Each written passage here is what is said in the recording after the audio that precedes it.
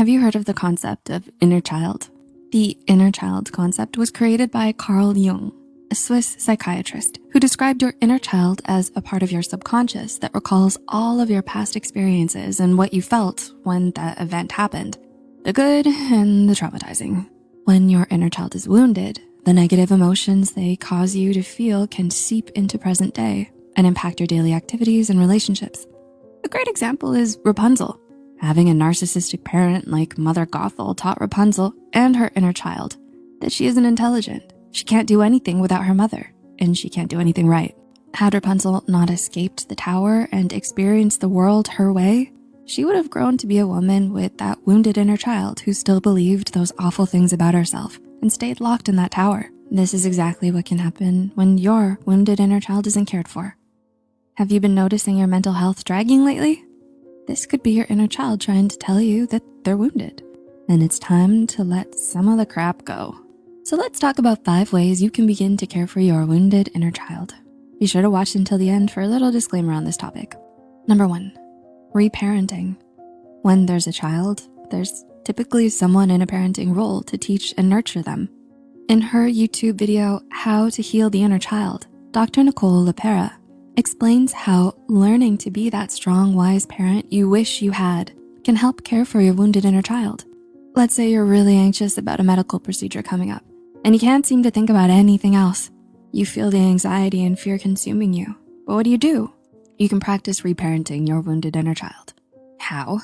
Well, imagine a younger version of you standing in front of you and say what you would have wanted to hear from your caregiver.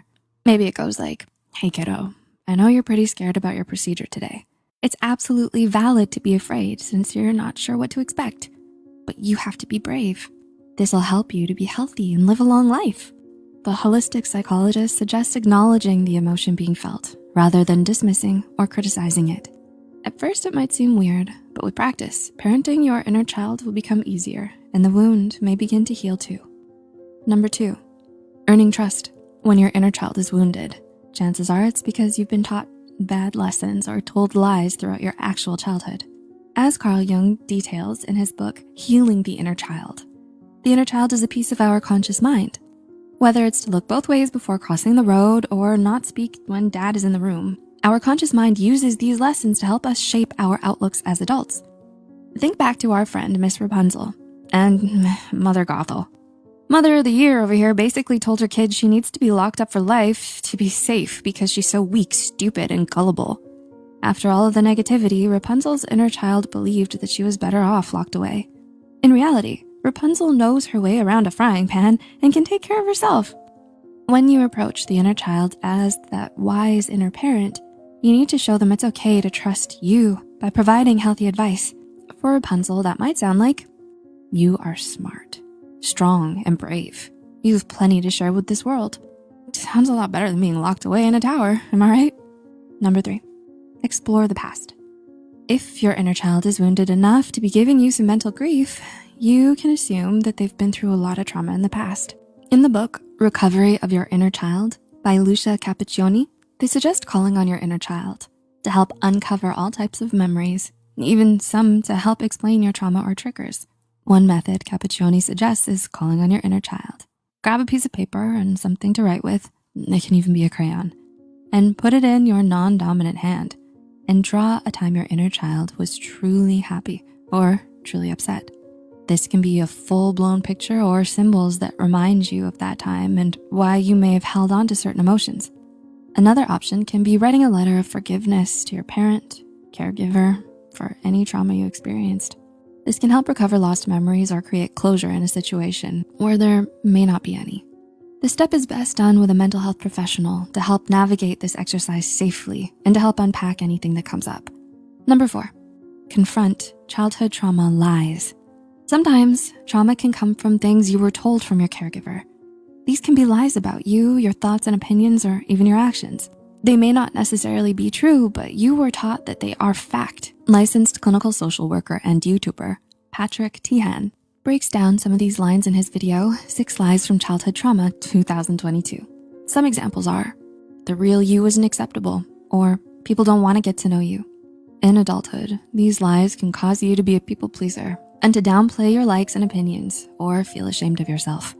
Anyone remember the movie Black Swan? You have a 20-something young adult Nina living with mom in New York City.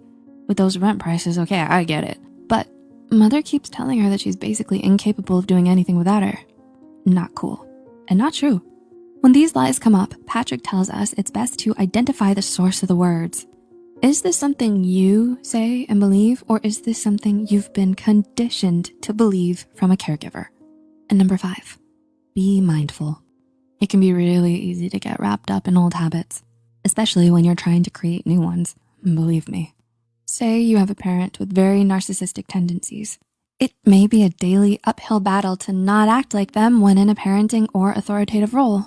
However, it may be a bit easier when they're being mindful of their actions, thoughts, and words. Thich Nhat Hanh, Vietnamese Zen master and author, explains that the first function of mindfulness is for us to open our awareness enough to recognize those unhealthy thoughts, words, actions, and patterns.